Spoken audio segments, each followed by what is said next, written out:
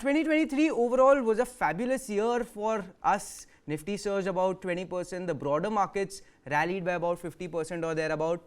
But that's in the review. Like, we are in a brand new year, so I'll ask you to do some crystal ball gazing over here. What's your outlook for 2024, sir? If wishes were horses, beggars would ride. But at the same time, Suyash, I think the first half is going to be choppy and volatile up until May, June 2024. And that is the time, by that time, we'll have the elections done and dusted and the outcome known.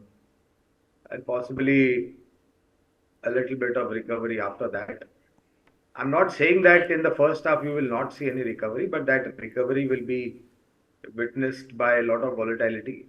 Third quarter earnings, budget, fourth quarter earnings, and then of course the big election.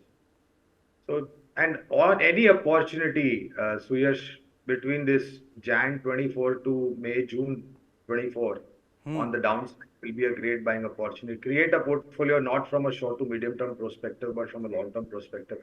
And if I have to give you a conservative estimate on the returns as far as the indices are concerned, sensex and Nifty, for the calendar year 24, my sense is that between conservative side 12 to 15%.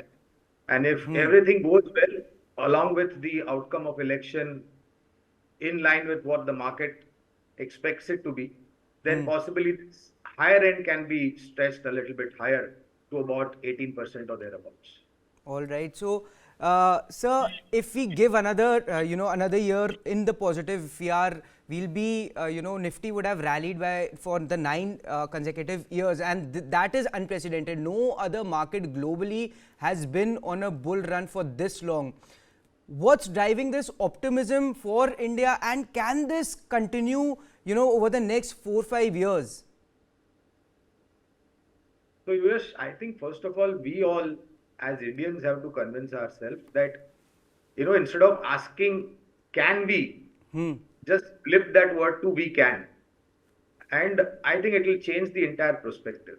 I'm still surprised with the kind of pessimism that people have on the street in terms of the performance of Indian economy overall as far as the GDP run rate is concerned, and on fallback of earning visibility, markets getting rated upwards. And I am extremely positive and optimistic about Indian markets. And I think, historically speaking, like you were mentioning, there were no markets which have witnessed this kind of, uptrend. But we are different, let's face it. And we have many more, much more capabilities and capacities and opportunities to deliver. So I wouldn't be surprised if we have a very long, durable, positive market. I would not say a bull market. I still say a positive market. With an average return of about 12 to 15% on the conservative side. And if there is no major geopolitical event or any natural calamity unfolding, then possibly we can do much better than that. All right, sir. And the December quarter earnings season is here. It's due to begin in about 10 days' time. And as always, IT giants TCS and Infosys will kick off the show. Now, what are your broader expectations from the IT pack this time around? Can we expect some shift in commentary and demand outlook? So, as a brokerage house, Suyash, we at Geojit Financial Services remain positive beginning this financial year and even last year, when large part of the market participants were advising and avoid on the IT universe. But we remain positive with a caveat that nothing major is going to happen in terms of turnaround on the earnings front.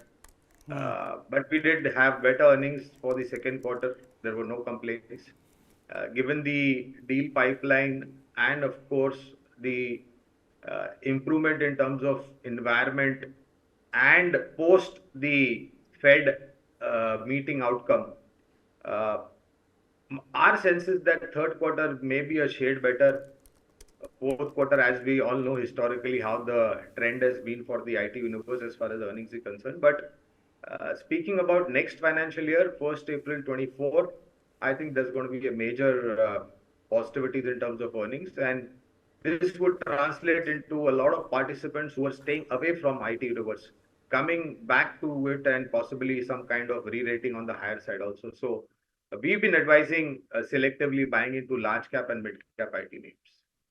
All right, sir. And what's your view on the pharma pack overall? We are seeing good bit of a buying interest in pharma stocks. In fact, even this morning, while all other sectors are in the red, is a Nifty pharma pack that's up somewhere around 2% or so. So you have the new avatar, which is troubling the world in form of COVID-19. And whenever these kind of news flows are, hogging the limelight, Suyash, pharma, diagnosis and hospitality, I beg your pardon, healthcare, that is hospitals, come into focus by default.